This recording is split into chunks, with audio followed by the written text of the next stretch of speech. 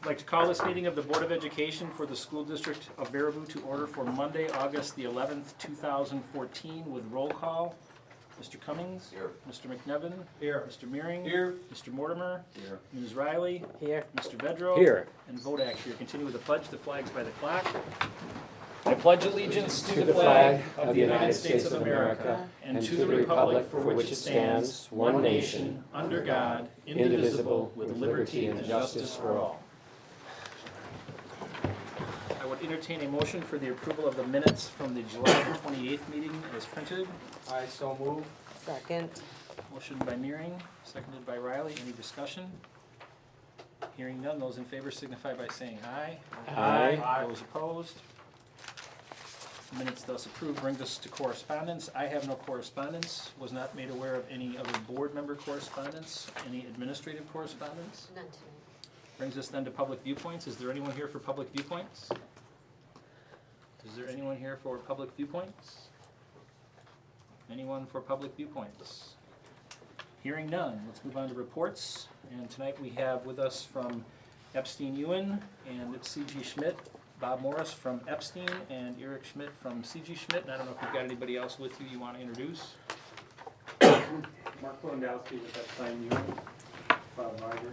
And we're going to talk about our facility process update, and we have a PowerPoint. So if I could ask the board to hold questions till the end.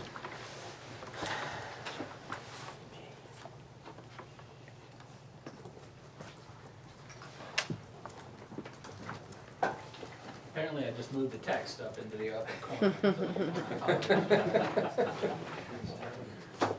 All right, go ahead and go. Just wanted to take a few minutes to just bring you an update as to where we're at with the planning process and the design process moving forward with the projects as approved through the referendum. So just a little background and rehash, sort of the facility improvement priorities as you had identified that we started with back pre-referendum. Secure, repair, revitalize aging facilities, create flexible environments to maximize teaching and learning, expand facilities for co-curricular programs.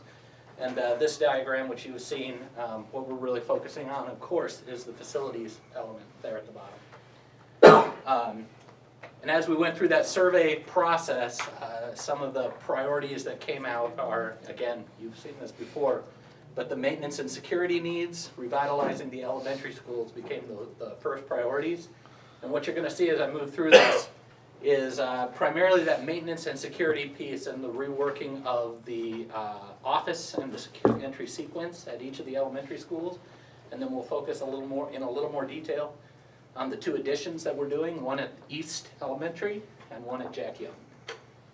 So the process, I'll take you through where we're at with each of the schools. I'm going to start with the referendum image that you've all seen, and then we'll move into where we are at current day. So North Freedom Elementary, just as a way of sort of orienting you, we'll start with this image. Of course, the project is more than just the secure entry. It's also the air conditioning, the mechanical upgrades. But what you're going to see, what I'm going to focus on rather than the mechanical piece, we do have consultants on board who are working through how to provide that and working through plans for that. But what I'm going to focus on today is sort of the reconfiguring of the entry to get that secure main entry. So to orient you through the building, since the referendum has been passed, we've been putting all of the buildings into our three-dimensional software to create floor plans that our consultants can work with. And we've also been doing this for our sake, for the design process as we work through the entry. So that's, how well can you guys see that image? Does that read all right, or is it a little dim? So the entire school outline is here, the main entry is here, and then we'll zoom in right on that main entry piece. So there's the main entry, and if you can see this, the light dashed lines here, those are the existing walls that we're demolishing, and then the dark lines are the new walls that we're adding in. So essentially, as you come into the building to create the secure entrance, what we're doing is creating a sequence where you pass through the reception area and back out in the hall, so that the receptionist can control access to the building. So buzz once to get in, another buzz to get into the reception area, and then release through the rest of the building.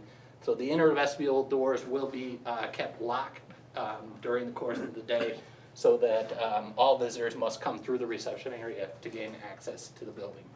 So to make that happen, in this case, and in a couple of cases, what we really needed to do to get the room to make that happen is to move this wall further into the vestibule.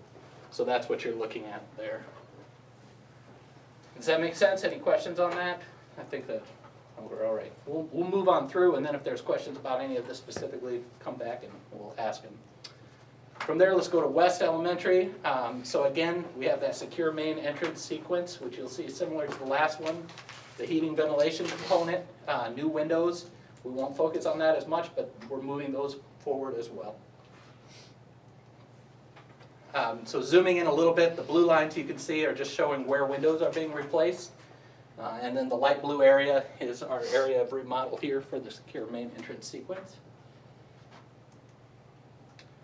So zooming in a little to look right at that entry again, you can see these dark lines here are indicating new windows coming in.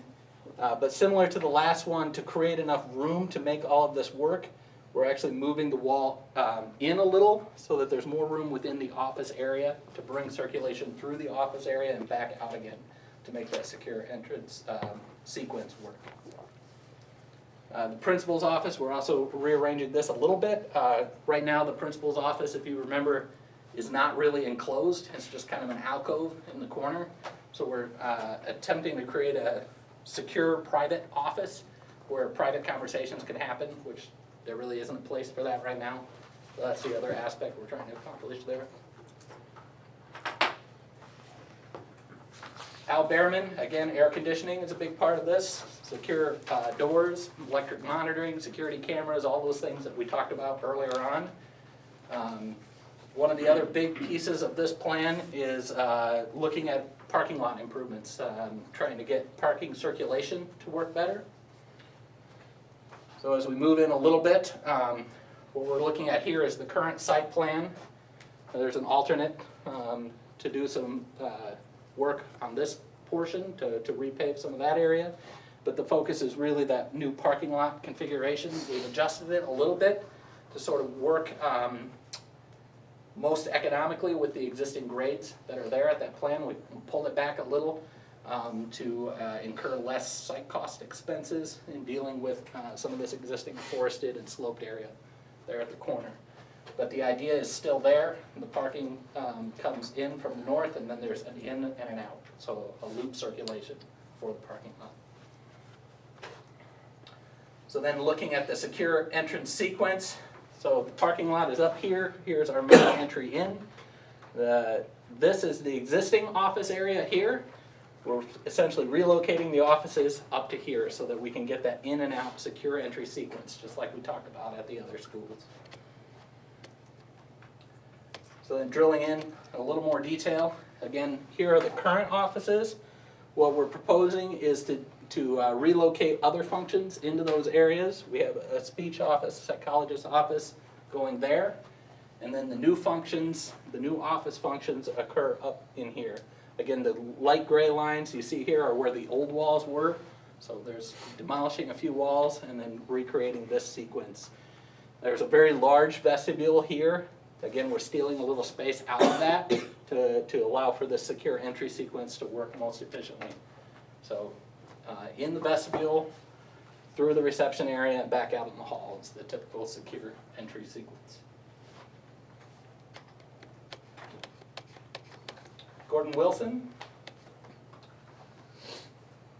Again, if we focus just on that office area, heating, ventilation, the other measures are still there, but we'll drill in specifically on that office area. Oh, I do want to take just a moment to talk about the drop-off sequence at Gordon Wilson.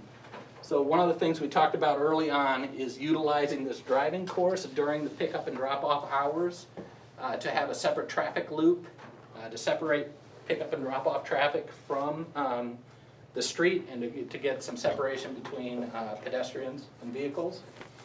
So in order to make that happen, we needed to look at curb cuts here off of the street, and then we're creating a one-way flow through that current driving range. We're also extending a sidewalk out here for the pickup and drop-off procedure. So that's kind of how that works. It's an alternate to reseal the parking lot there. And when we say there's an alternate, that means that's something that we're holding as something that will be done if the money's there within the bids to do it, and something that we can not do if the money isn't there to have bid time.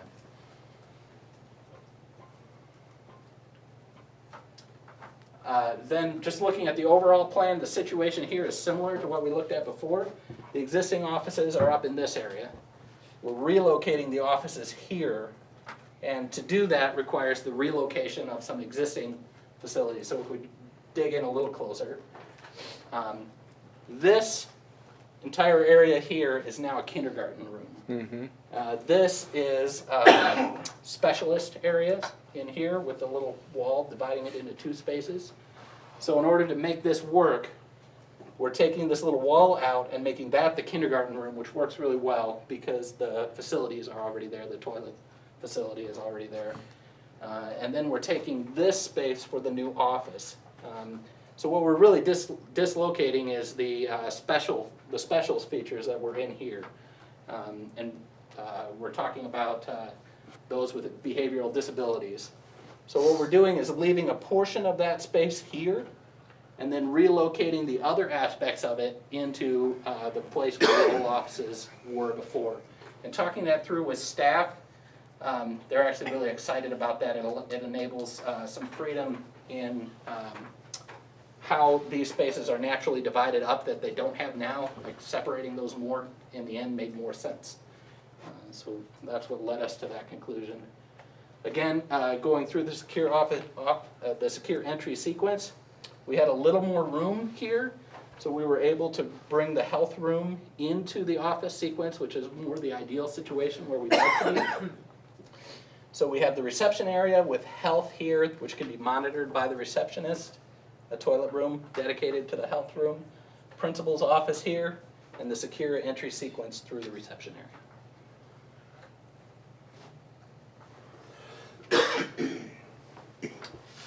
Move up to the high school now.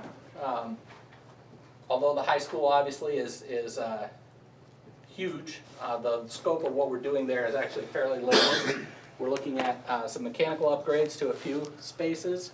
We're looking at electronic monitoring of some security doors, some security cameras, and things like that. But then we're reconfiguring that entry sequence again to create that true secure entry sequence. So again, we're just going to focus on this entry area where we're reconfiguring the offices. And that's that area. So right now you enter through the doors here and directly into the school. Again, we're trying to create that sequence where you come through the waiting area first, talk to a receptionist before you come into the rest of the school.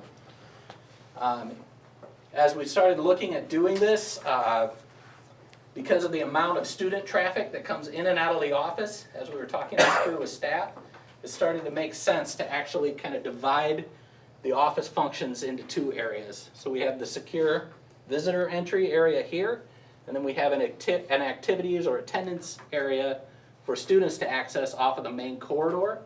So the advantage to doing it this way is then that students can come in and out without necessarily being buzzed through a secure door as visitors are doing. And in order to make that all happen, we did need to reconfigure some space in here. We brought the principal's office up from here to here, which freed up some space for our needed conference space that you don't have now.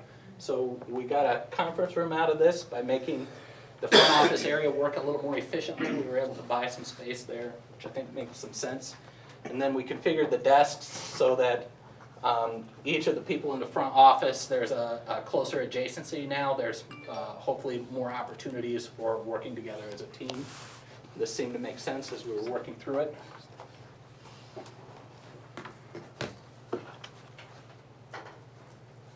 So East Elementary School is the school that we're doing the biggest addition. East Elementary School, similar to what we talked about before, air conditioning, we have security along the perimeter, electronic monitoring of doors. And then the big thing is to create the new secure office area here, we're dislocating the library and creating a new library on East Elementary School.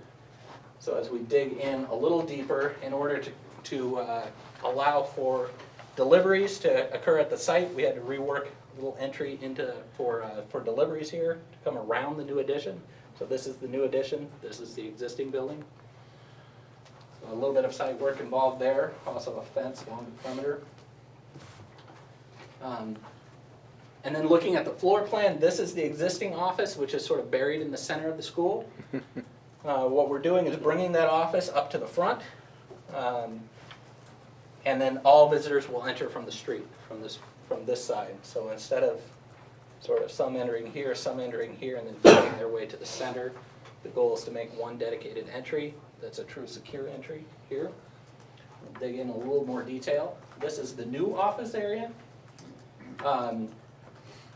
In order to accommodate the functions of the new office, we're dislocating the library to a new addition over here, but dislocating the library actually does free up enough space that we're able to kind of give us a bonus space there, a professional development room, which, talking with staff, this is something that staff really felt could be a district-wide resource that everybody could utilize. So it's essentially a classroom-sized professional development room that would be dedicated to staff training purposes. And then looking at the actual office itself, we're bringing people in through the, we'll go back to the plan, from the street, directly in, and then with the secure entry sequence like we've talked about in other places. We also have the opportunity for a conference room in the office suite, principal's office, and then that health room configuration like we talked about before, where the receptionist can monitor the health room. So we're feeling pretty good about that. I think that's ideally where we'd like to be with all the offices if space allows. So then that leaves the space where the existing offices were. So right now, this is the reception area with the principal's office to the north and two little toilet rooms between. Since those rooms are no longer there, and because our library addition is displacing the current staff workroom, we're taking out the toilet rooms in between and making this one large staff workroom with copy function, and so on and so forth. Then the room just below is now sort of a multi-purpose catch-all room. Some of the space in that room we had to take for an electrical room to upgrade electrical services to make everything else that's happening in the building happen. And then the leftover space we're leaving as the office space. But the health room function and some of the other, and the book room function, some of those functions that are happening there are being displaced to other areas. And that brings us to the addition, which is the new library. We're pretty excited about this. I'll show you some imagery in a minute. But we're looking at this as something that sort of brings the library into the 21st century. Just basically, as we kind of talk about it, you enter from the corridor through here. Reception desk controls this entry, or the circulation desk, I should say, with a workroom, a back workroom behind it. Then we have two rooms in here. They're labeled as group rooms, but as we've been talking about it with staff over the last week or so, we're really thinking of this as a group workroom where sort of noisy collaboration activities can sort of retreat from the library space into here to work together and hopefully get some things done. This room here sort of will work in a double fashion, both as a group room, but also we're going to create a green wall in this room and use that as a media production room as well. Then the rest of the space, we have a display wall up here with room to get an entire class around here for teaching opportunities. So the entire class goes here. Books are around the perimeter with a story time area in this corner, more of a quiet area in this corner, and then some integrated seating with the bookshelves along the wall. I'll kind of show you a little bit what that looks like as we go into three-dimensional imagery. So I wanted to show you a little bit where we're at with the design of this. As designers, this is kind of where we start with the context and making sure we're understanding what's going on. You guys already know the context, obviously. And then this is East Elementary as it stands now, and here is where we're looking at that library addition going. As we talked this through with the core team and with staff, these were kind of the goals we identified for the addition. Should be a showcase project that helps to garner interest in the district. Should be the symbolic heart of the school. That's less a place to get information, more of a place to use that information. So collaboration, project work, presentations, so on and so forth. And then finally, it should be a place that's fun, a place filled with natural light, activity, color, etc. So this is a progress view of what that new library addition would look like. And what we're trying to do is make the addition complementary to the rest of the building, but also to indicate that something different is going on here, to give it a sense of creativity and fun. And I just want to show one other image, which is just a preliminary view of what that might look like from the inside. So where you see these sort of random windows happening, the idea is that these lower windows can be incorporated as seating nooks and reading nooks for the kids in the library space. So moving into the inside, you see the windows are incorporated in with benches, which would have shelving underneath them, where kids can sit and read in light-filled spaces next to the outdoors. We have that presentation space grouped around the center, circulation desk here, some opportunities for a reading nook on this side, more of the bookcases on this side with different tables and chairs and soft seating opportunities sprinkled in between. These would be those group rooms that we talked about. The green room on this side, the small group work room on this side, the work area here, and then a display wall to kind of advertise some of the things that are going on in the school as you go into the space. So that's east, and that leaves us with Jack Young Middle School. So again, the referendum image, to bring the secure entry up to the addition. Again, we're relocating space from the current office area into what is now a face room, which requires functions to flip-flop. So this is the view of where we're at currently with the model. The entry coming from this side, the parking lot would be up here, the pool's over here. Coming down this way into the new entry sequence, we zoom in first on the office area. So what we're indicating here is a new sort of covered canopy entry, and then the secure entry sequence through the reception area and back out again. And this is sort of the plan diagram that we've worked out with staff to date. Principal's office in the corner, associate principal right next to him. We have the nurse's office, which actually has 2 people based out of it, and then the toilet room off of that. A conference room in the corner for private meetings with parents that might be coming in or whatever else is necessary. Sort of the back of house functions, a workroom back here with a copy machine, file storage, a restroom, and then a little nook here for kids who may be in the office area for less than pleasant reasons to wait while they're away from the public waiting area, if you will. I don't know if I said that quite right. Less than pleasant reasons. And go from there. Maybe they just want to come see me. Yeah. Or maybe they just want to come. Chill out. So that brings us to the current office area. Again, those light gray lines that you just barely see in the background, those are the existing walls. So we're kind of cleaning this area out and bringing the face functions back into this current area. Really functionally, it operates more or less the same way as the face room does now. And we're reusing as much of the existing casework and equipment as we can in order to stay economical and stay in budget. So then again, just kind of looking at the context, as we studied this, a few priorities and a few goals came forward, and these are those goals. So obviously security is a big part of that new entry feature. We want to make sure it's part of that secure entry sequence, but also we want it to be readily identifiable, and that's where the wayfinding comes in. Right now, as you approach the middle school, if you don't know, if you're not familiar with the facility, it takes a little while to figure out where you're supposed to go. Your first inclination is maybe to go on the wrong side completely, and then even once you get up into the parking lot, many visitors go to the pool area first because that seems more entry-like than the entrance. I mean, the text here does clearly say this is where visitors are to go, but you gotta get pretty close before you can read it. So one of the goals was to make that entry identifiable right away, to give some clues to people approaching that this is where I'm supposed to go. And that's the wayfinding portion of that, and also to make it inviting, right? And then shelter, so we're looking at putting a canopy in to provide a place for kids to wait for rides or whatever they're doing. And then economy, we had some interesting challenges with this one. There's a big electrical room right below where that canopy goes, and we wanted to deal with that electrical room in a way that wouldn't break the bank, basically. So we wanted to preserve the existing structure as much as possible and not try and rebuild an entire electrical room.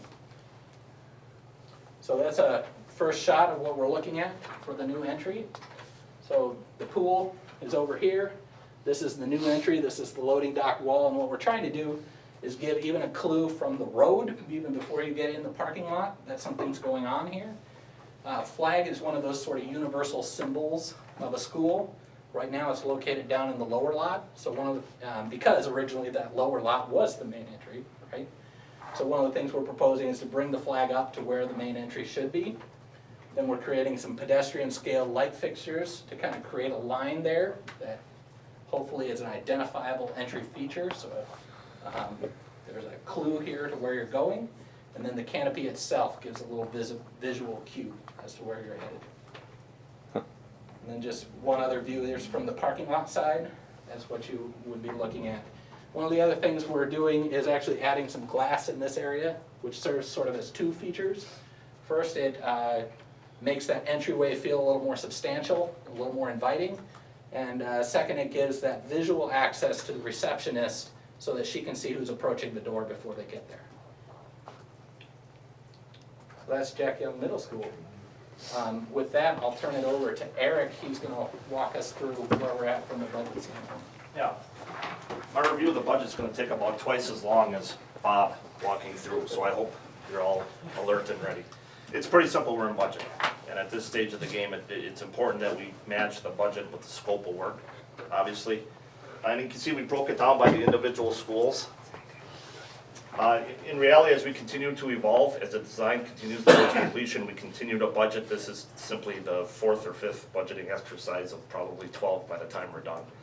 These numbers are certainly going to bounce around a little bit, but overall, the $9.95 million referendum budgets is what we're going to maintain. So you can see the biggest component is the construction piece.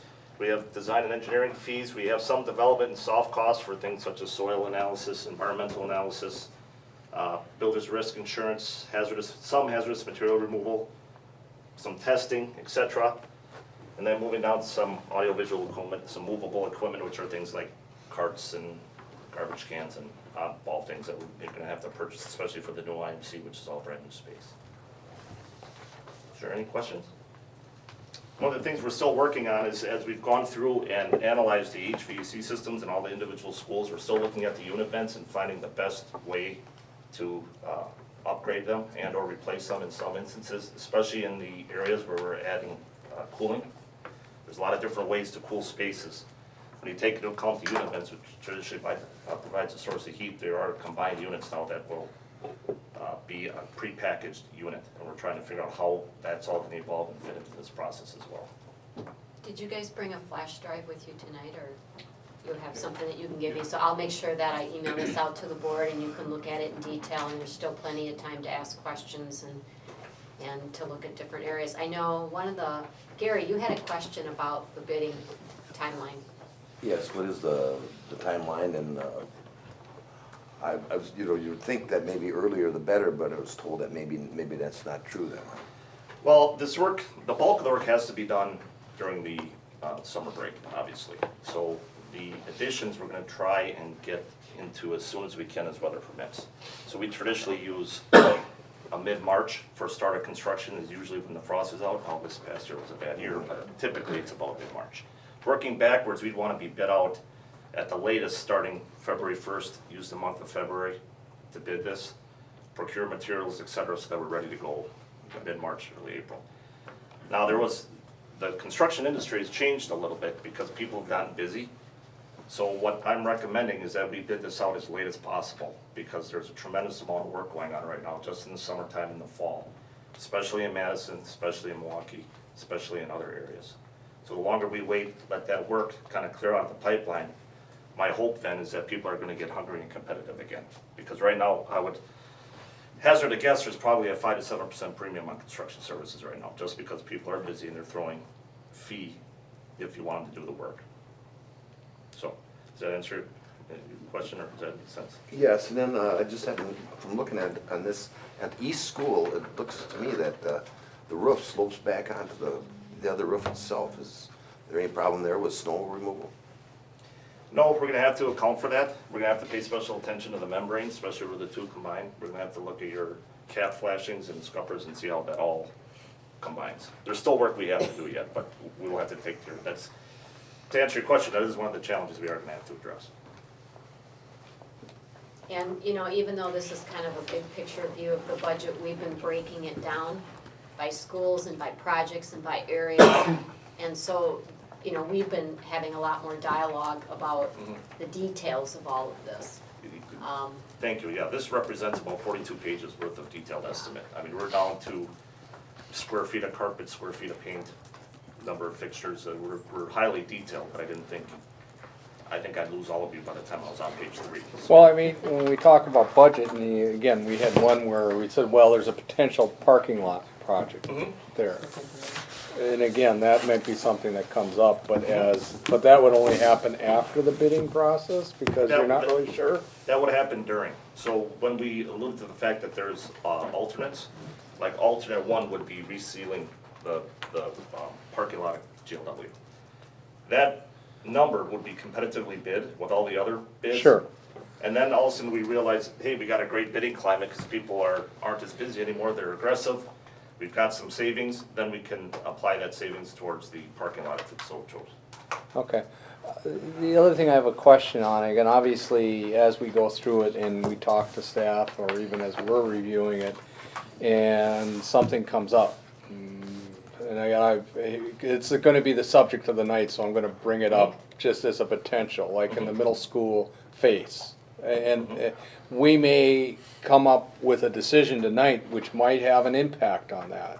Obviously, then that changes some of the numbers and how we utilize the space. We might then, I'm sure John can be creative and find something else for that space.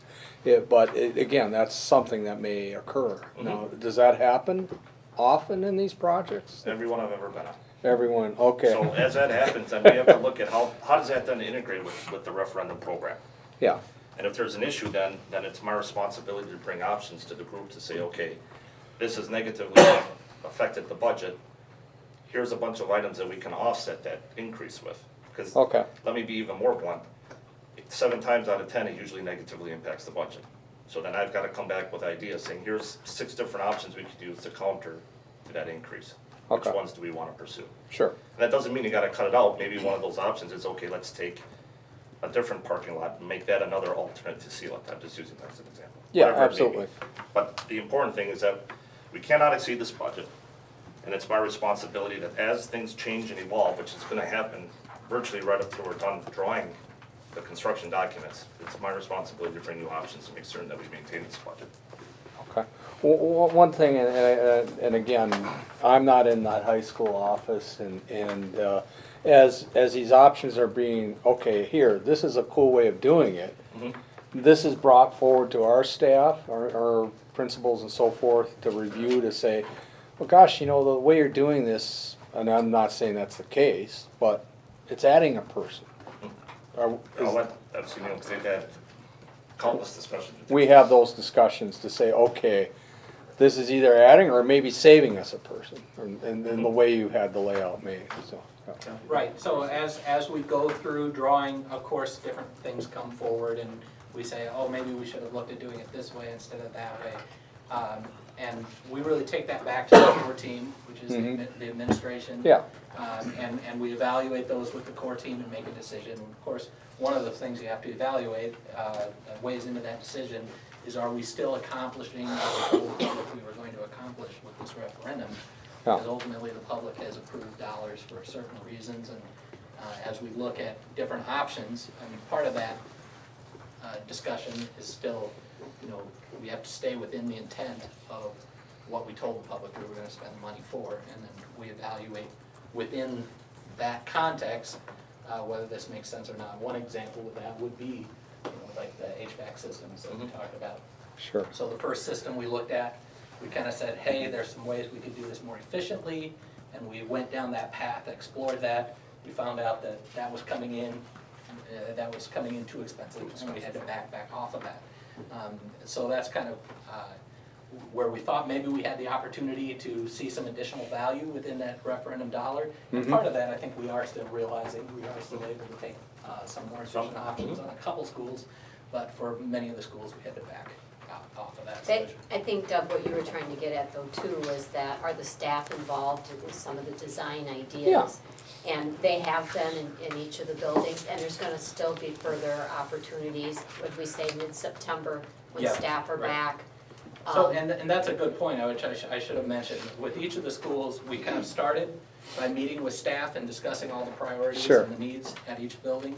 With East and Jack Young, we've actually met with staff twice in each of those facilities, and then we have another round of staff meetings coming up in September.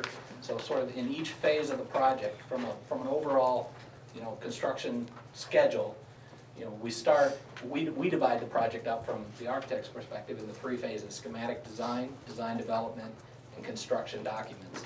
So right now, in the project, we're approaching the end of design development, where really the big decisions have mostly been made at this point, but we're still working out some of the details. And then we go from there into construction documents. So we try and meet with staff and discuss the decisions that are appropriate to each stage as we go, to make sure we're on the right track. Yeah, like again, so it's like in the high school when I'm saying, yes, we're making this a safer entrance and that's the intent. But by doing this, I don't wanna say, we also have to say it is actually as or even more efficient than what we previously had. So that's and again, you can see that and then other people can look at it from our end to say, Right. that's saving us time or it's adding time and not adding any value in one way or the other, yeah. Okay, thank you. How much do you have allocated for changing the face room and the office room around at the middle school? I would have to break that number out for you, but I can't. It doesn't, you don't have it there? Well, No, we it's just have it summarized as part of the those 42 pages. Because we don't look at just the face room and then how many square feet of carpeting you have, we look at the entire program to figure out how many square feet of carpeting you have. But I can certainly break that out, I just don't have that information at my Well- fingertips. I was thinking, of course, would there be a possibility of securing that second set of doors like you secured the first set of doors? And not spend $100,000 or $200,000 changing those around? Because really, even though you do supposedly make that a secure entrance at the top, if I'm gonna break into that school or shoot something, I'm going down to where the commons are. Or I'm gonna go down to where the lunchroom is, because that's where the windows go all the way to the ground. So to me, you're not really fixing the security problem. If you wouldn't take, if you wanna spend $200,000 to switch those 2 rooms around, maybe you could secure the doors differently and then put some type of a secure fence or whatever down where the lunchroom is. Sure, I mean, there's always multiple ways to sort of crack the nut, I guess. I mean, from our perspective, I think the way we're looking at this is, we're trying to stay within the general plan that we pursued pre-referendum. And we've kind of always talked about flipping those functions around and getting that physical contact through the reception area at all the schools. And that's a big part of why we're doing this entire referendum. So from our perspective, and I'm meeting with the core team, I think the direction has always been to go the route that we've gone here. Of course, there are always other ways or other things that could be done, but I think the relocation of that office was kind of central to how we were thinking from the beginning. So I wouldn't say we've switched our mindset on that at all. I should point out, though, that part of the plan also is the electronic monitoring of all those other doors. So that is something that's happening, as well as the physical space reconfiguration is creating electronic door contacts that notify someone if any door is propped open or whatever. Well, I was I just don't know if that wondering answers the question at all. if it's gonna cost $100,000 or $200,000 to switch those two rooms around, could $100,000 of that be used more efficiently someplace else? Like making that security down where the kids eat? Yeah, I mean, I don't know if that's a question we can necessarily answer in this format right here, but yeah, it's a valid question. Two quick questions. One has to deal with the reconfiguration of the drop-off point, pickup point at Abe. Is there anything that we need to do in regards to the city where the cars are gonna be going in and the cars are gonna be coming out? I mean, and maybe it's already been thought of as far as what's gonna happen on Mulberry. That's still, we've been talking with the city, that's one of the pieces we have to finalize. Right, How that intersection is gonna work. We're taking the design development is due when, Mark? Monday. Monday, we finish up design development, and our plan is to go before the city when we have that design Okay. development package complete and start reviewing all of this with them and make sure everybody's on board and everything's making sense. when Yeah, this- that was a good question. We initially presented 5 different options to the city of how to accomplish this. And this was the one that they liked the best. With the caveat that we still have to address how that intersection's gonna work and how are we gonna control that intersection. Okay, thanks for the answer. Secondly has to do with, secondly has to do with, there's been talk of chain link fencing around the playgrounds. I don't know to the extent, whether it's every building, whether that's something that's gonna depend upon how the budget ends up. In particular, the playground at East, which is very vast, is surrounded by residential areas and surrounded by busy streets. So I don't know where that discussion comes into. Is that something we're going to do? Is that something that we're going to do if the money is there? That's if the money's there. There is one, East, we are looking, I can go back far enough. We are looking at some fence extensions at East. So there is, I believe, if I remember right, and I'm challenging my memory here, but I believe there's a fence at this portion. We're extending the fence from there on around to this corner at East as part of this project. Right now, we're carrying that. Other buildings, I don't think we're looking at including that fencing as part of this number. Again, you know, that could be looked at if there was money left over based on how bidding went. Okay, thank you. Mo? Is the end result full air conditioning in all of the schools?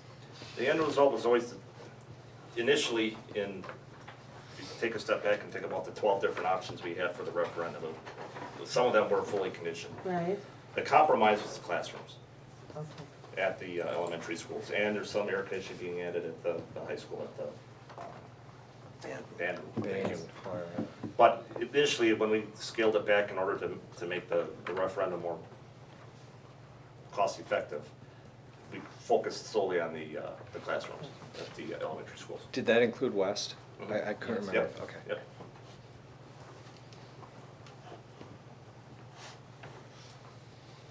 Other questions, comments? Thank you. We'll Thank get you. this Thank you very much. presentation Thank you. out to you right Thank you. away.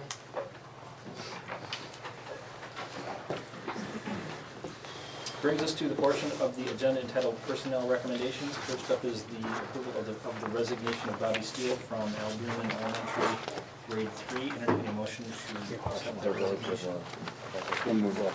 Second. Motion by Mortimer, seconded by Miriam.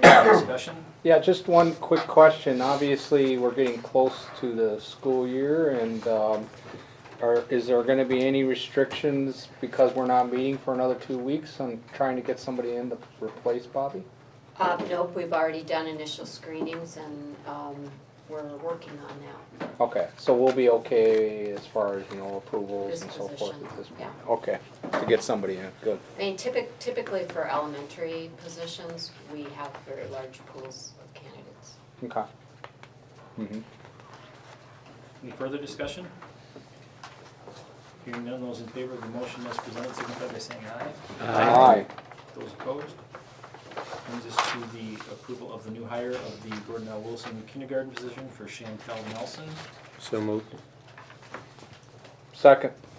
Motion by Bedrow, second by Mearing. Any discussion? I have a question, just a larger question regarding kindergarten. I have a great concern that we're moving into the year. I don't have all the details, but I have a concern that our elementary or kindergarten aides hours have been reduced while our classrooms are getting a little bit larger. And I have a great concern for those little tiny people having their first experience and knowing how overwhelmed our kindergarten teachers are with managing and juggling already, that collapsing 8 hours might be something that we ought to reconsider. And I just want to put that out there for some conversation at another point so that we can take a look at We it. do have a large bubble this year in kindergarten and third grade, and so we are monitoring numbers very closely, and we may have to come and ask for more resources if the need is there. Well, I certainly would be in support of finding those resources to support our kindergartners and the teachers that are dealing with them. Keep in mind that the vast majority of our kindergarten students have had previous experience in 4K, so it is not the culture shock for the first day of kindergarten for the majority of the students that it used to be. I'm worried about the culture shock for our teachers. In addition. Okay, any further discussion? Hearing none, those then in favor of the motion as presented for the hire of Chantel Nelson for GLW kindergarten signify by saying aye. Aye. Those opposed? Motion carries. Approval of a long-term substitute position for the Jack Young Middle School 7th grade language arts, Kayla Michaelberger. Entertain a motion to that effect. So moved. Second. Motion by Mortimer, seconded by Mearing. Any discussion? Hearing none, those in favor, please signify by saying aye. Aye. Those opposed? Motion carried. Brings us on to new business. First up from Finance, the approval of the disbursements. Move to approve. Second. Motion by McNevin, seconded by Cummings. Any discussion? Hearing none, those in favor signify by saying aye. Aye. Those opposed? Motion carried. That brings us to B, the discussion of the high school family and consumer science vacancy. And we were provided background with some options. And I would ask if there's any additional information or discussion from an administrative standpoint to add to that. Yeah, Doug had some follow-up questions about numbers in the programs, and I know that our high school and middle school administrators are ready to address those. Sure, I can start. And this really, I think, focuses in on options A and D. If we cancel the FCS classes that are impacted by the vacant position that we currently have here at the high school, that would be, as of today, 109 students in 6 sections. So again, it's finding 109, electives for those students to take in place in lieu of these family and consumer science classes that they're currently scheduled in. When you look at option D, there's, option D focuses in on canceling the food service class, the off-site program, and then adjusting student schedules. There's currently 23 students scheduled for family and consumer science food service at the off-site location at the Civic Center. But we have to keep in mind that those 23 students are really, those are double electives because they are down there for 2 blocks on A and B days. So a student is down there on A day for first and second block, and another set of students goes down on B day for first and second block. And really, this also impacts the food service teacher, because that food service teacher is coming back 4th block to the building, scheduled to come into the building and teach a section of creative foods, both A and B day. And that's 48 total students. So we're really close to 100, about 94 sections that we would need to place these students in if it were option D, completely different coursework. And keeping also in mind that these are, especially with the food service students, these are seniors, and so their options are significantly more limited because they've gone through quite a few electives already, and this is what they were counting on. So the impact on scheduling, to put it mildly, would be pretty enormous right now to figure out a way to place these students. It would not be a very student-friendly option, either A or B, in terms of trying to figure out where these students could go. A or D. A or D. And the piece that we have to keep in mind is many of our electives, and been hearing this from the counselors and even the secretaries and student services, is that we are at or beyond capacity in most of our electives, including and especially first and second block. So again, both A and D would probably also require us to create some sort of study hall framework at the high school, something that we have gone away from with a block schedule. But to realistically be able to place these students all at this point in time into other electives is probably not realistic, and so it would mean us going back to some sort of study hall setup, creating some staffing for that, and having that as a fallback for those students who are not scheduled into other electives. That would more than likely need to be done for both A and D. Again, with our block schedule, we went to an enrichment period. It's a, the 40-minute enrichment period provides that targeted support to them, and with a block schedule, study halls would be again 85 minutes, and that's not always a very productive use of time. The enrichment period kind of, though, I mean, obviously I don't want to limit it to just calling it a study hall, but it is kind of like the study hall in a way too, in some ways. Kind of. With a lot of other things involved. Right. We don't need to talk about that tonight, but that there is studying and other things occurring there, so it's like additional study hall is probably not what these students need. Glenn? If we eliminate A and D and we look and focus on B and C, is there a recommended option? Let's I think- go through the other two Doug had options. another question, so, which focuses on okay. option B.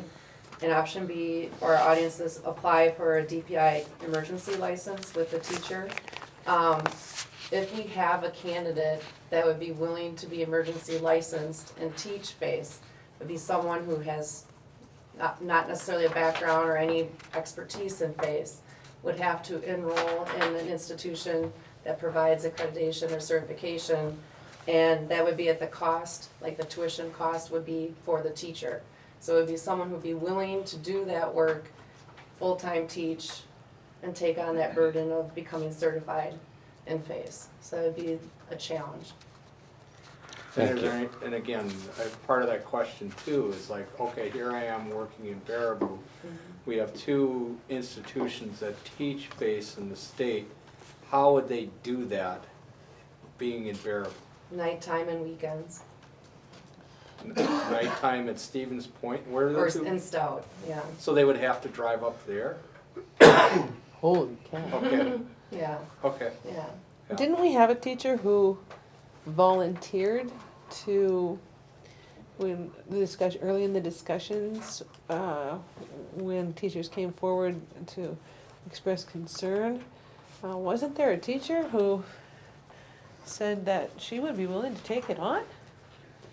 Am I the only one who remembers that? She has left the district, Oh, but let's visit the other option, option C. Yeah, John, do you wanna option take C that? is the one that has, the greatest impact on the middle school. In terms of our student numbers, all of our sixth graders, 100% of them take FCS currently on our schedule. 70% of our seventh graders and eighth graders are signed up for FCE as an elective class. Now, looking at the impact on our schedule, there are things we could do that would prevent a major disruption to have to reschedule all those kids at the middle school by either finding another candidate, which we've struggled to do, who could teach FCS, or offering some other type of elective class at the middle school. Now, we currently offer a social skills class that we program through our intervention period. What we could consider doing is taking that out of the intervention block and putting that into our rotational block, and we could get 100% of our sixth graders, 70% of our seventh graders, and 70% of our eighth graders through that. And then the students who remain, the 30% at the seventh and eighth grade level, we could program that same course through that intervention block for those students only. Well, and keep in mind, these options that we're talking about are short-term options. Yeah. I mean, we're looking at a year, and we're looking at posting the position. And so I just want you to keep that in mind as we continue with this discussion, because, you know, we really want to retain the programs. We're just really having an issue, like many districts are right now, trying to fill, you know, ag and tech ed and FACE are very hard, are very difficult to fill right now. My concern with that, though, is that, you know, here we are doing this construction, and, okay, we say, okay, we're gonna have this in the middle school, and it is desirable to have it. But at the end of a year, suddenly, there is not an additional teacher. And we may, obviously, we're hitting that roadblock now, we may still hit that roadblock next year. Well, the work, the detail of the work and the changes that they were going to do on that FACE room were pretty limited. I mean, a lot of the things were going to be moved to that new space. I think regardless if that program's in place or not, there would still be a need for instructional space. And, you know, John and the administration can talk more about that, but I don't think it would really impact the construction plans. Okay, so again, not to say that that's the route that we end up at, but there is that potential that we could end up at that spot. And if we do, that we can still utilize that space without saying, oh, we spent Right. a huge amount of money to make that space possible. The way that you described it, John, does that still, under the cons for option C, it still presents a need to hire a teacher to offer different programming? Yeah. Yeah, good. We would still need to do it. In lieu of hiring a That's it. FCS. So it's balanced. Well, Hiring a person that might. yeah, is so I'm easier to interested, find. in feedback from professionals about what Well, your if you have recommendations that are. many people interested in this program, this surely is a program we want to keep, isn't it? Yes. Yeah, and that's why we're saying this is a short-term solution. Okay, and then Glenn, I see here where you talk to people at UW Stout and Stevens Point. And does that mean nobody graduated with that type of degree, or everybody's already hired? Everybody's. They're all hired, they're all placed. I even have reached out to them to ask if they have any students going into student teaching that would be viable interns this year. And there are no people that they can recommend in that way, which would have been a nice option as well. There are a number of our peers that are in a similar situation where they can't fill their FACE positions. Yeah, it has been a topic of discussion amongst the Badger Conference middle school principals this summer, a pretty active conversation because they're having difficulty filling their positions. And there were 3 schools in our conference that eliminated FCS at the middle school level because of the struggle they've had trying to fill those positions.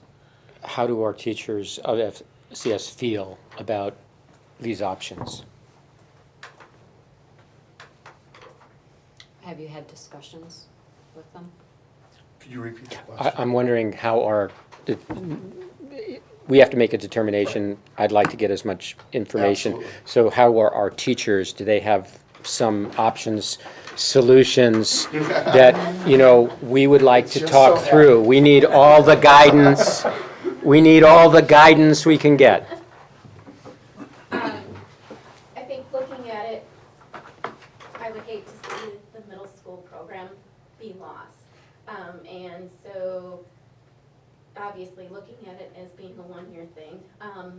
But I feel that at the high school level, it's so important. I mean, their career readiness, and we need to provide that for the next year, it might be the best option in terms of if I move to the high school. But there again, I want the caveat that I can go back to the middle school next year, provided that. Another option that I'm just throwing out there,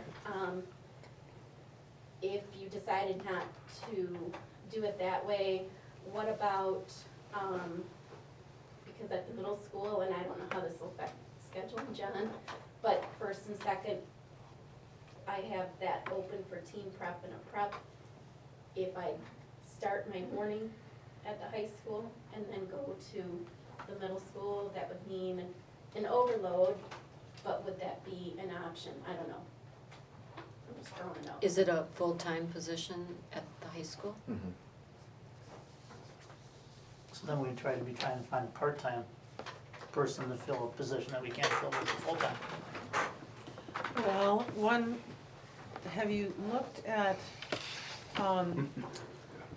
since we're already considering an emergency license and or option B, I wonder if there might be part-time instructors in the culinary program at MATC. These guys obviously teach for MATC, in Madison, some full-time, but maybe there are part-time instructors or full-time instructors who are not able to carry, to attract a full load. I think I'd call down there if we haven't looked already. We have 2 weeks. I understand, when but, staff come I back, understand, so but we've so got do a they. I mean, short window. if they're not fully employed, they're probably anxious as well. We've had the posting up on, Yeah. since February, so Yeah. But yeah, I don't know how we would go about that, because most people aren't. Do you post just in the state of Wisconsin or all over? It depends. We also sometimes post on wisconsin.gov. I know we've reached out to some networks in this area to try to get in that circle. Well, maybe this is one situation where we should advertise a little wider. We did have applicants from different parts of the States, country and yeah. different states apply along the way as we've gone through this process, going back to February. Well, given that we do have a little window of time, and that there may be an opportunity to get some instructors who are not totally booked, combined with your willingness to juggle, I mean, can we come up with some kind of interim plan, at least for the next period of time, while maybe Mo pursues some of these things at MATC, with Reedsburg, with Portage? We're not too far out of the. I don't think we can split one person between 2 full-time jobs. I don't know how we would do that. Would it be possible somehow, maybe between all 3 of us? I don't know how the scheduling would work to split. Yeah, I can't speak to that either. I mean, I know that the middle Yeah, school and high look at school that. schedules are different, So overload everybody and cover the position, is what you're saying? Yes, if that's a possibility. I also just want to thank you for considering whatever options are available. We, just appreciate that, what you do for our program and our students. Maybe the principal should discuss those 3 people before they make a decision. What do you think?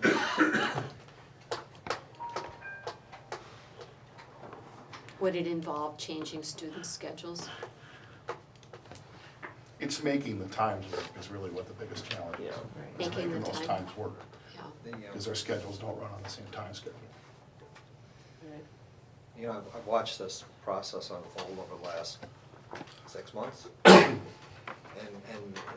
progress and then frustration and progress and then frustration as candidates are accepting and dropping out and people are retiring. And I guess I've watched this all unfold and go, my God, this is a frustrating process to not be able to find somebody that can fill in. I have really strong reservations against eliminating any kind of programming in the building. Because once it drops out of the middle school as a temporary solution, it seems like it's a nail in the coffin almost. It just doesn't get any easier to get it back in. Because the programming's been dropped, we've moved on, the priority to get it filled, the sense of urgency dissipates, and all of a sudden it was, hey, you remember when we used to offer that? There's just too many kids going through that program, enjoy it too much at the middle school to look at any solution other than continuing the programming, in my mind. So what's the option Well, E? see, I don't know. That's the problem. It's finding that qualified person. See, that's, but, you know, Crystal, I've also seen us hit a wall in hiring other positions and find creative ways of getting through it. I guess I'm hoping that whatever the solution is, it isn't detrimental to the programming at the middle school level, and that. Oh, I guess that that's whatever bridge we get. the frustration where we're at right now. That's why we're having this discussion with the full board, Yeah. because we've tried to look at those creative solutions and we're coming up short, we're coming up without a solution, and as Lori said, you know, other districts are in the same spot that we are right now. I'm just worried that school's starting in 2 weeks and what do we tell families? What do we tell kids if we don't have a creative solution in 2 weeks? And the other thing I don't wanna do to Sue is if she's willing to do that temporarily, I don't wanna give her 2 days' notice to do that either. She's okay with 2 days' notice. 2 minutes? He said that, I Next didn't. meeting, 2 minutes. And I don't know how it would work out with the schedule with all three of, I'm not into the scheduling for my middle school, high school, I don't know. I just feel like a sense of urgency right now to have a direction, a path, because these next 2 weeks are gonna fly by. And Well, why can't those FACE teachers sit down with John and Dave and Glenn and see if they can work something out? okay, and if it doesn't work for the schedule to fill 2 full-time positions with overloads on 3 people, then what do we do? Well, I still think that if it's a question of kind of covering the difference with schedules and we can do, rather than cover 3 positions with 2 people and overloads, really look, I happen to know that Madison MATC is offering nighttime classes for their students. That means we've got, you know, there may be an instructor available part-time during the day with teaching experience, obviously not with a license, a DPI license, but teaching experience in the content area. I think it's yes, the position's been listed, and why didn't they apply between now and February? Well, because you know what, they weren't thinking they were gonna teach high school. They weren't looking for a high school position. So, it certainly has no guarantee, but if a phone call down to the culinary department shows an instructor that is underemployed, may make the difference. But at some point, they need to get a DPI license. Right. So I think we're at the same. Well, we'd still have to apply for emergency if they It would be don't have that. emergency license, and it may be a 1-year If they would solution. qualify. They have to have Craig's just asking a question. They have to have a teaching license in order to get an emergency license. Yeah. If they don't have a teaching license, then they have to have an emergency permit. And if they get an emergency, they have to enroll in a program. They have to enroll in a program, and we would want them to I do see. so willingly to cover Right. their own tuition. They have WTCS licensure.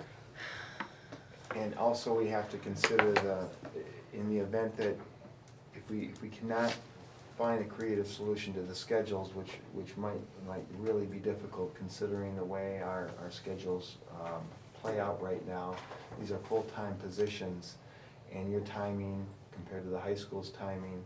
We also have to consider that person that would need to get hired to teach these alternative courses, the study skills courses at the middle school, and, you know, be respectful of the person who needs to be hired and placed in this position, and give that person that time to be prepared for the start of the school year. I'd like to kind of, again, I know we're talking about options, but obviously, as a short term, have you thought about this even before this study? Is it a study skills course? It's It's a combination of sort of study skills and social skills. We already have a curriculum that we're delivering. We're just delivering it through a different model. So all we would do is for this temporarily, is just transfer that over into this classroom model. So in terms of like cost, we don't have to go out and get materials. We don't have to go out. It was a quick fix for a short-term solution. Okay. This particular curriculum, that we're already delivering this to our kids. So it's You're not, it's delivering it nothing in new. short little spurts through the overall We're curriculum? doing it through our intervention block right now. Yes. Okay, through homerooms, or whatever you Right, wanna right, call right. it, intervention block. But again, so, it's just, again, you're just gonna deliver it in a different way. Yes, We still have any intervention block then? yes. Okay, but so then And this, getting more intervention time is not a bad thing. so we'd have more intervention time, but then this portion would be pulled out of it, so you would have more intervention time. Right, Okay. And, on top of that, the way we're gonna deliver it this year was through core areas, which will buy back some of the core time as well from those teachers that were going to be delivering this in that particular time, so we kind of pull back as well if we go this route. We save a science teacher and a social studies teacher, a math teacher. Science teacher probably feels it doesn't have enough time Yeah, already. there Right, were- there were exactly. 4 class periods that they were gonna have to donate to the social skills program. Okay. And then the social studies teacher was gonna donate 4 math, language arts. Each of them were gonna Okay. donate. Not to say desirable, but there's some definite benefits Yeah. of doing it this way. Absolutely. right. Yeah. We're losing something, but then we are gaining something. We're not just, oh, we'll do this to fill in time. Right. Okay. And the social skills and life skills programming is that critical that it usurps science, math, language arts, in having them donate their times to this program. Well, when you spread it out over the entire school year, you're really taking smaller chunks, so certainly. We've seen So some we definite can benefits address from that. it. That's kind of a different issue that we can address because it does tie in with some core curriculum, but I can explain. I would assume it also ties in with PBIS and Yes. the whole, Yeah. the more exposure kids get in every class to something like that, the better. Right. And again, it's not something new, it's something they've already done. Right. Glenn, comment on the first semester, second semester impact if the classes at the high school be canceled. Just hypothetically, we find somebody, but it's not before the start of school. I don't know how the class works as far as first semester, second semester. It's very similar. Their schedules adjust a little bit in the second semester, but in terms of the overall impact, in terms of the sheer numbers, we're really talking about almost a parallel amount of students and their schedules that would need to be adjusted. And really, the food service students it is the identical number. So, not much different from one semester to the next. My concern is that those are kids that are counting on those credits. And they're counting on the It's last curriculum. minute, Hmm. yeah. Those kids do count on that curriculum.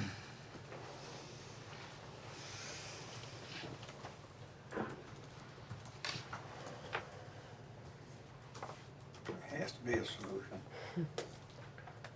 That's why you guys get the big bucks. I think maybe one thing the board needs to consider is for the next year, is it advantageous to have Sue leave the middle school and come here for 1 year? I mean, if we're gonna have a program that's not gonna be manned, which program do we want it to be for a year? Is it the high school or is it the middle school? Because if it's the high school that we don't want to have unmanned or unstaffed, if we don't want it unstaffed in a building, is it here or is it at the middle school? Because that would give us a year to, I mean, it's neither is a good solution, but if we've got to pick one, the board needs to pick. Yeah, I mean. Nobody's saying we want to get rid of FCS. What they're saying is, we've got this issue that we've got to find a solution to now.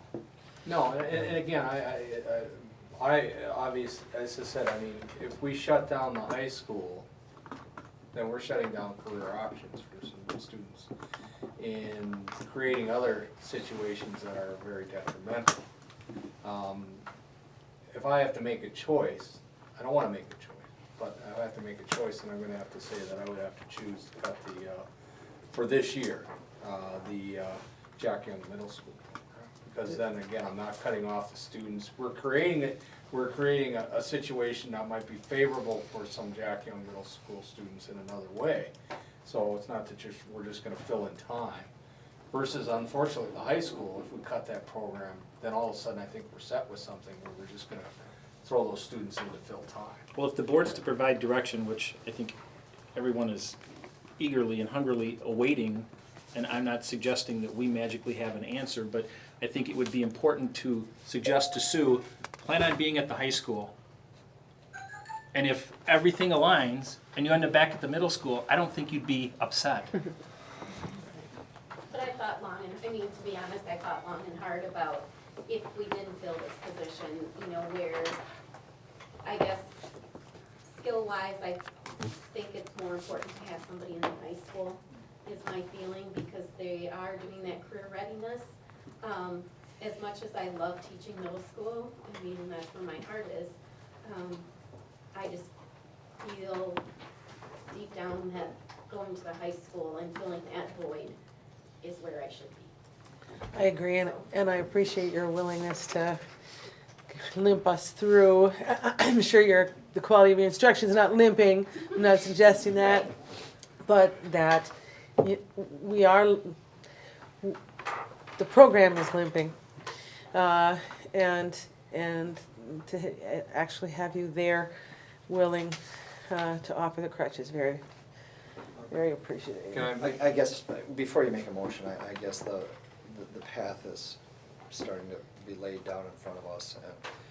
And if we're going to support right now, everybody's rallying around FCS and wanting to make sure we continue that programming at the middle school and at the high school.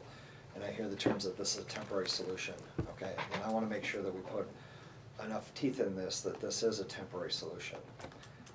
That if the temporary solution is that we limit our programming or eliminate the programming at the middle school, put all of our efforts at the high school, we adopt our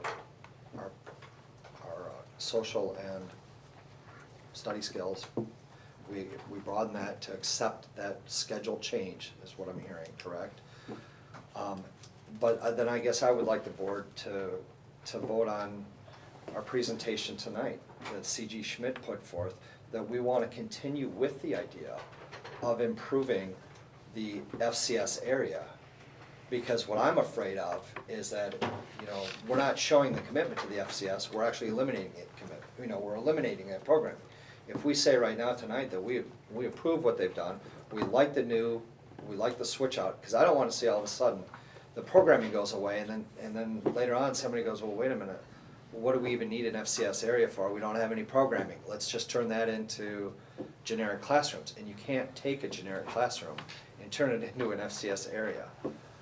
I guess to me that at least shows the commitment from the board that, hey, we're gonna build that FCS and we may not have it full, but at least we intend to have that programming there next year. I mean, we can use too some conventional methods of throwing things out there next year for posting too. I mean, we can try some regular newspaper kinds of things and things that are higher cost that we typically don't do. We can maybe check out organizations and some publications and just, like Ed said, try to throw that net out bigger. MATC, putting the bug in their ear. And start right now. That's Don't what I was start gonna 6 say, months ago. Yeah. agreed, like, Yeah. to maybe show that commitment, keep that posting up, and develop an action plan to Well, do all those things that Chris, so we don't have to take that posting down, and we can refresh it on a regular basis. And that we don't do this, but maybe this is what we have to do. I mean, back in the good old days when I was in the corporate world and when I was going to school, recruiters would come to my school. We don't do that in the education area, but we may have to start thinking about doing that, where we're gonna go there to start to attract those students who are gonna be graduating and say, hey, this is a great place to go, and we're coming here because we wanna show you this, so that what are the two schools that we have in our state? It's Stevens Point and Stout. That maybe we have to start doing a little more of a sales job, not just, okay, we're putting this on weekend and hopefully they'll come. No, we'd rather say upfront, look, we're building this new section in our school. And you know, these are the things that are going to be, we are really supporting this program, so this is a cool place to go, so that they are thinking forefront. So I think we have to start thinking outside of the box in some of the ways that we're hiring, in some of the, especially in areas where there's a high level. And we had a great success at the job fair last year, and we're going to expand our presence there and actually be ready for interviews with that too, so I think Okay. that. Yeah, a lot of the new hires that we've hired this spring came from that job fair. Well, Absolutely. and we have to leverage our community partners. You're sitting in a rich bed of, you know, and Hospitality opportunities and culinary, yeah. for graduates. Yeah. There's plentiful opportunities in this area Yeah. with some Just a question. big names that, you know, if we can leverage their support. Mhm. Can I just throw this out at random here, but, so, if you decide to send me to high school and we do away with the FCS program at the middle school, last year, once a month, I would do a food scene investigators club, and I would do a students appreciating others. I would still like to do those things, which is, I don't get paid for those things, but could some of the FCS money, like a little bit of that, be, so I could run an after-school, like, you know, every Tuesday, the kids know that they can come and we can do some of the things that they aren't having the experiences in middle school? I'm just throwing it out. And you would do that at the middle school? Yes. That'd be a good way to keep Well, it interest. stays connected It'll to keep the interest kids. in Yeah. More like a club. Couldn't you do that 4 or 5 days a week? My family is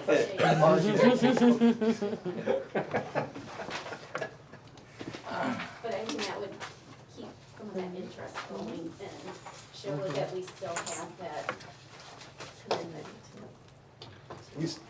Thank you, Sue. We started discussing the family and consumer science challenges of filling these positions with the Badger Conference principals back in January. And principals shared a story about going to the UW Stout Job Fair, where their family and consumer science, one of our institutions, supports family and consumer science teaching certificates, and how, you know, the districts from Minnesota were there, and these candidates were hired by the time the job fair concluded.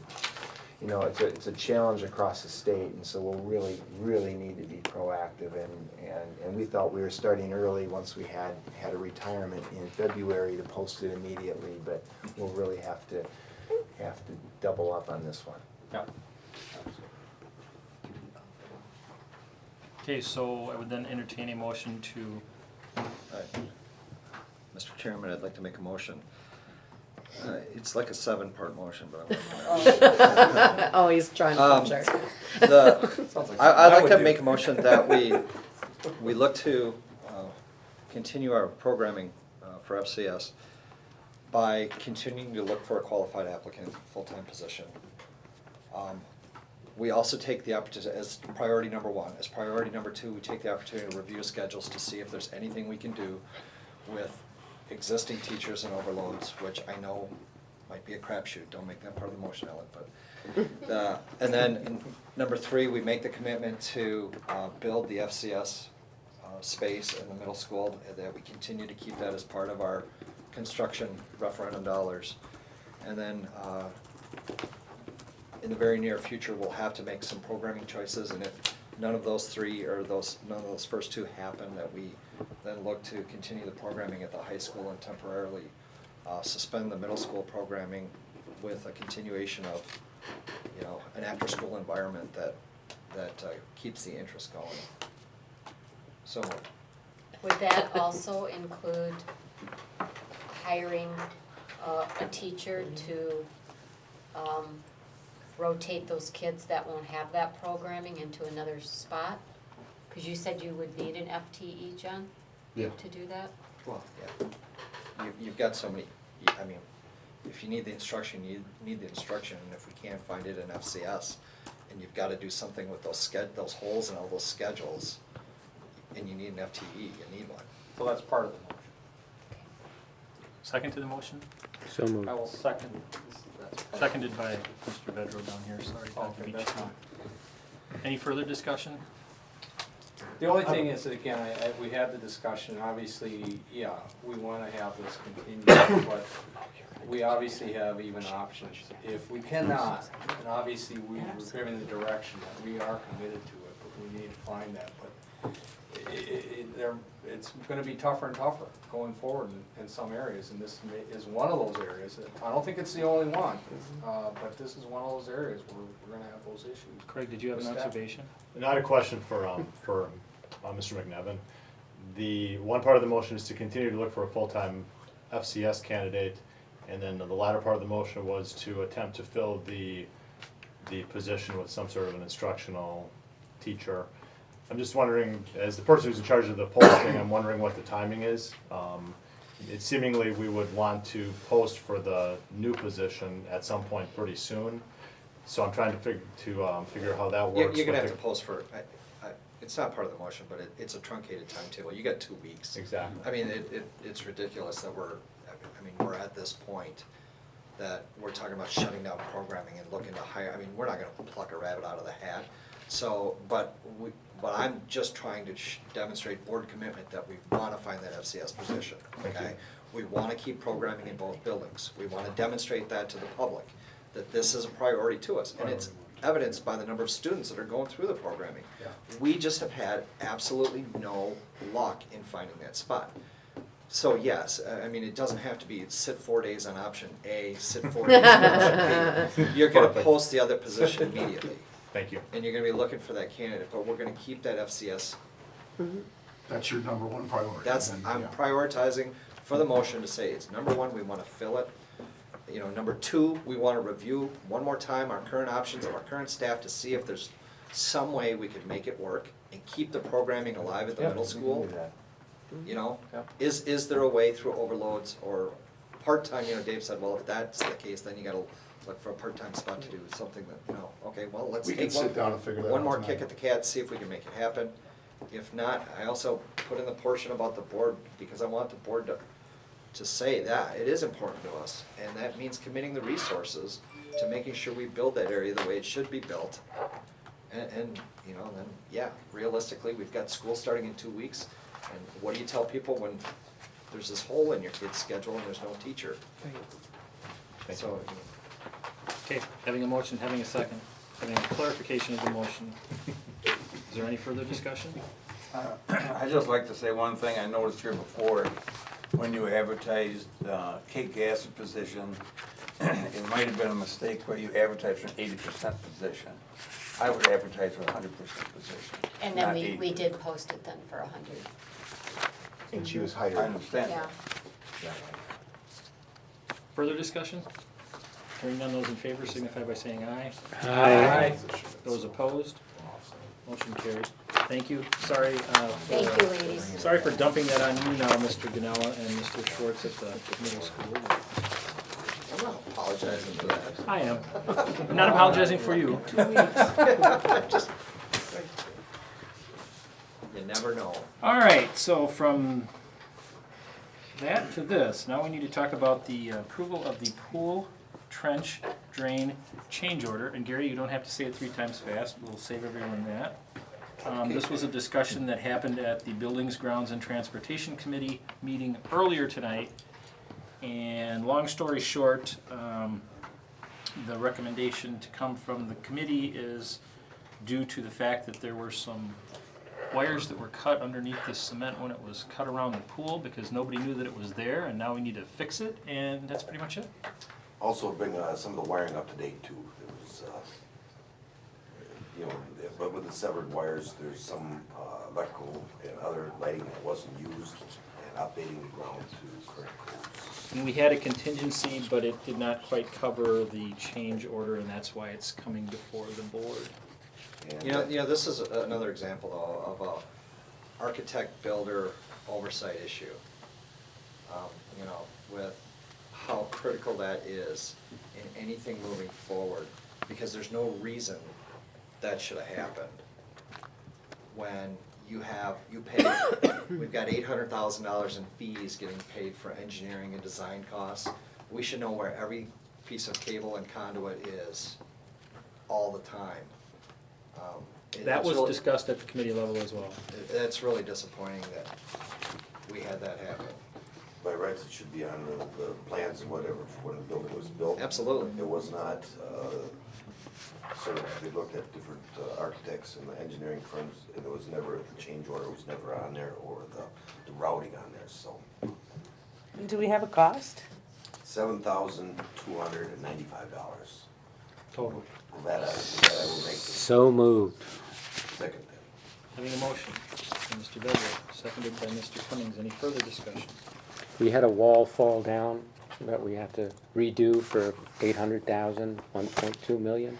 This is $7,295. Just showing the taxpayers and parents that we are concerned about every penny and dollar we spend. Absolutely, and well spent. Those in favor? Aye. Those opposed? Motion carried. Brings us to an item that also came from Buildings, Grounds, and Transportation, and for that I will turn to Chair of BG&T, Mr. Cummings, for D, the temporary transportation route for the South Boulevard area. Because of the construction in that area, we've gotten together with the transportation company, and for 54 days it was estimated to haul students to Abe and stay off the construction area for a total of $2,357. With that, I'd make a bid, or make a motion that we accept that bid. Second. Any further discussion? We did talk about at the committee level, you know, the need to communicate to everybody involved, the 25 to 40 students, as to when the transportation would be to and from, so that there isn't any confusion, and the bus company is also going to be helping with the communication so that we can try to make sure everybody's on the same page as far as when the transportation will be provided. Anything else? Hearing nothing, those in favor signify by saying aye. Aye. Those opposed? Motion carried. Brings us to the 2014-15 board meeting dates. Pretty standard, 2 meetings a month. Couple of asterisks, March the 30th and May the 18th of 2015, having to do with spring break and the Labor Day, Memorial Day weekend. Only suggestion I would make, and it's up to the board, typically in many years past, we eliminated one of the December meetings. And my suggestion would be, instead of having a meeting on the 8th and the 22nd, to have one meeting on the 15th. I think that from a financial standpoint, that's always worked, rather than having one early. Do you guys know the music concert? Pops concert? Is the 15th, or what date that is? No, not Pops concert, it'd be the holiday. Holiday concert. concert.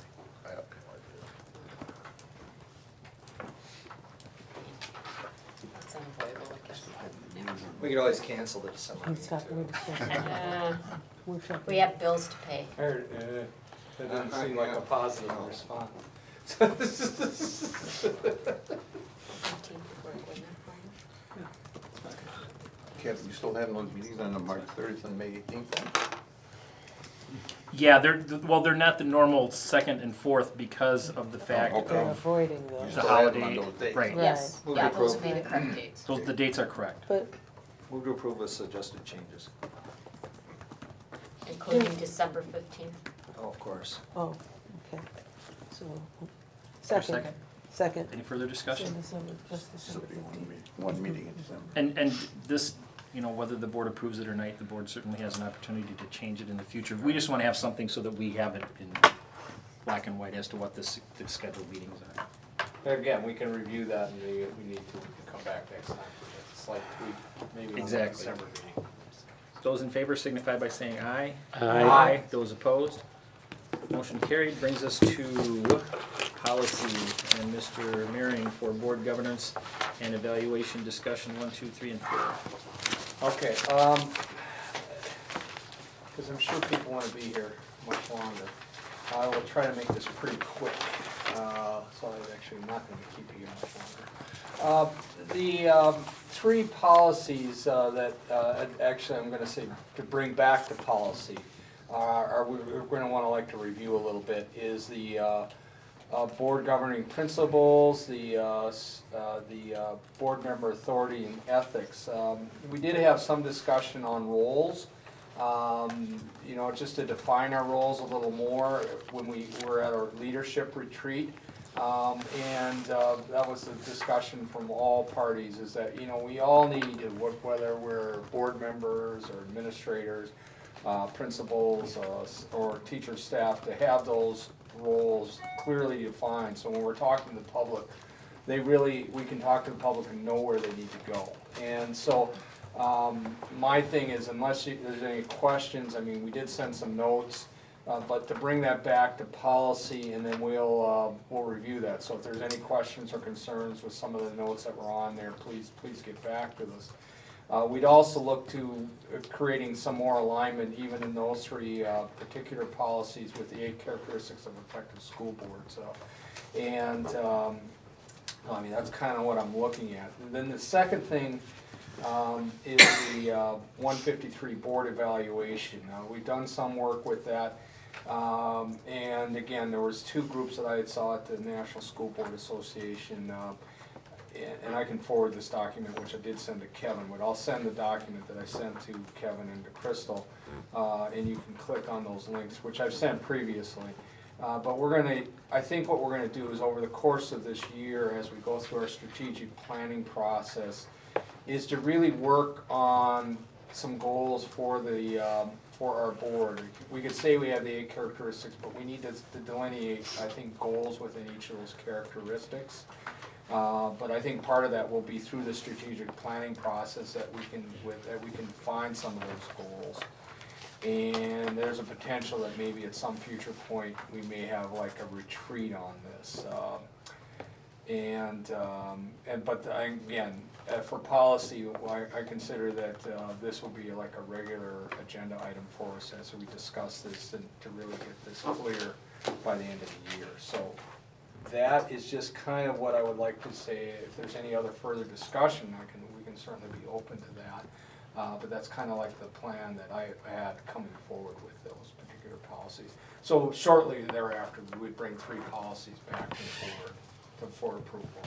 And then, but the board evaluation is there going to be a process for this year to be able to change that. Okay, well, I certainly appreciate the policy committee doing the heavy lifting on 150, 150. Unless finance wants to take it. 161 and 165. Policies where it belongs. Okay. So yes, I would say, you know, certainly work with the policy committee to work on the three policies you've discussed, and as far as the school board evaluation, have policy give direction to the rest of the board as to what you want to do and when. You bet. Okay, we'll continue to do that. Anything else? From anybody else? From my end. Hearing nothing, I would entertain a motion to adjourn. Second. Second. Those in I'll favor? second the motion. Aye. Those opposed? Aye. Motion carried. Thank you.